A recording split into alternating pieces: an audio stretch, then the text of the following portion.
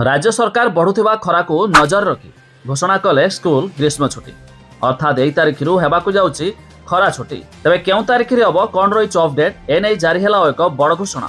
आसंतु संपूर्ण अपडेट जानिबा ता पूर्व वीडियो को लाइक करंतु सब्सक्राइब करनथिले एबे सब्सक्राइब करी पाखर थिबा घंटी चिन्ह को दबाइ दिंतु। देखंतु एप्रिल आरंभ हेउ ताती तार कराल रूप देखालानी। स्थिति एमिति हेलानी जे घरु बाहरिबा मध्य मुस्कुल होई पड़िलानी। एहारे भितरे ताती को देखि बड़ खबर सामना को आसीछि। राज्य सरकार बड़ घोषणा करिसंती। प्रबल खरा को दृष्टि रखी स्कूल छुट्टी घोषणा कराइछि। तबे जेउ जिला गुड़िकर अधिक गरम अछि से जिला गुड़िकर जिलापाल निज स्तर में निष्पत्ति नेबे जे स्कूल छुट्टी हेबो कि नाही।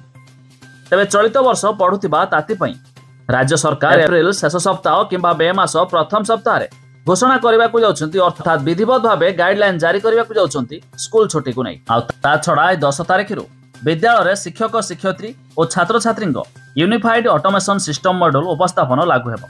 एने उसेवा पक्षरु जिला शिक्षा अधिकारी को निर्देश दियाइछि। ओका कंप्यूटर लैब रे मार्च 6 रु 13 तारिख मध्य जिला और ब्लॉक स्तर मास्टर ट्रेनर दिग्दर्शन कार्यक्रम होइथिला।